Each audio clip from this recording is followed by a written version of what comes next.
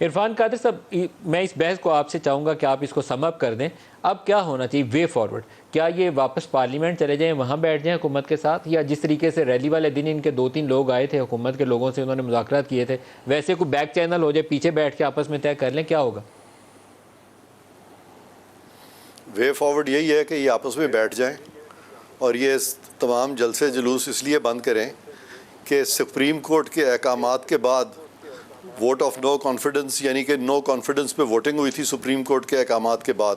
اس کا ایک نتیجہ نکلا تھا. اس نتیجے کو بجائے ایکسیپٹ کرنے کے احتجاج کیا گیا،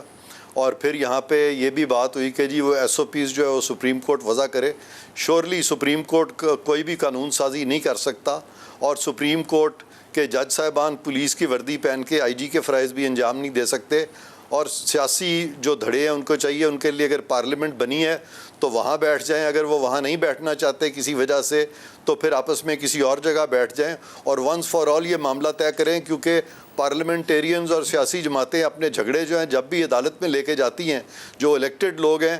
وہ اپنے آپ کو اسکروٹنائز کراتے ہیں ان لوگوں سے جو کہ الیکٹ نہیں ہوئے، اور جن کے اپنی جو اپوائنٹمنٹس ہیں وہ بھی اس طریقے سے نہیں ہوئی جس طرح سے کہ آئین کا منشا ہے. تو لہٰذا یہ چیز کو ہمیشہ کے لیے ختم کرنے کے لیے میں سمجھتا ہوں کہ تمام سیاسی پارٹیاں ان کو یکجا مل کے اس پہ سوچنا پڑے گا، تاکہ آئندہ یہ نہ ہو پاکستان میں کہ ہماری جو سیاسی جو قیادت ہے اور ہماری جو پارلیمنٹ ہے وہ ایک کمزور پارلیمنٹ کے طور پہ ہمیشہ کام کرتی رہے، اور وہ جب دوسرے لوگوں کو وہ جب چاہیں اس کو وہ اکھاڑ پچھاڑ کر کے ختم کر دیں. تو عرفان صاحب، کیا پی ٹی آئی کے لیے پارلیمنٹ میں واپس جانے کا راستہ، قومی اسمبلی میں واپس جانے کا راستہ ابھی کھلا ہے؟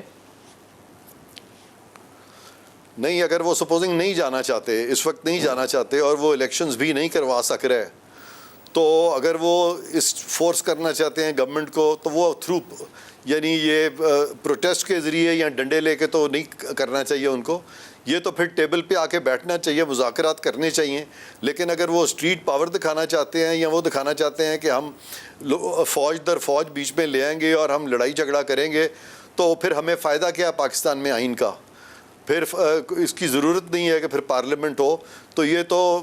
پی ٹی آئی کے جو جتنی بھی قیادت ہے ان کے لیے بھی لمحہ فکری ہے، ان کو خود بھی سوچنا چاہیے کہ کس طریقے سے پرامن طریقے سے اس ساری چیز کو ہینڈل کیا جائے.